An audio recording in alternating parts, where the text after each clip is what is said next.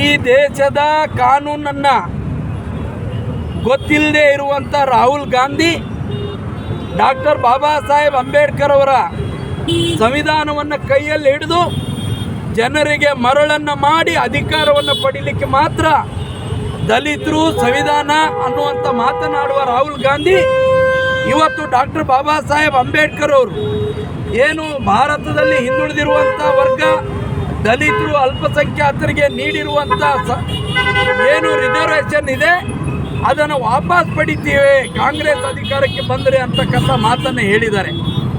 ಕಾಂಗ್ರೆಸ್ಸಿನ ನಿಜ ಬಣ್ಣವನ್ನು ಬಯಲು ಮಾಡಿದ್ದಾರೆ. ಕಾಂಗ್ರೆಸ್ಸು ದಲಿತ ವಿರೋಧಿ, ಹಿಂದುಳಿದವರ ವಿರೋಧಿ ಕಾಂಗ್ರೆಸ್, ಸಂವಿಧಾನ ವಿರೋಧಿ ಕಾಂಗ್ರೆಸ್, ಡಾಕ್ಟರ್ ಬಾಬಾ ಸಾಹೇಬ್ ವಿರೋಧಿ ಕಾಂಗ್ರೆಸ್. ಇವತ್ತು ರಾಹುಲ್ ಗಾಂಧಿ ಭಾರತದ ಜನರ ಬೇಷರತ್ ಕ್ಷಮೆಯನ್ನು ಕೇಳಬೇಕು. ಒಂದು ವೇಳೆ ರಾಹುಲ್ ಗಾಂಧಿ ಭಾರತದ ಜನರ ಒಂದು ಬೇಷರತ್ ಕ್ಷಮೆಯನ್ನು ಕೇಳದೇ ಇದ್ರೆ ಇಡೀ ದೇಶದಲ್ಲಿ ಅಲ್ಲೋಲ ಕಲ್ಲೋಲ ಆಗುತ್ತೆ. ಜನ ಬೀದಿಗಿಳಿದು ಹೋರಾಟವನ್ನು ಮಾಡಬೇಕಾಗುತ್ತೆ.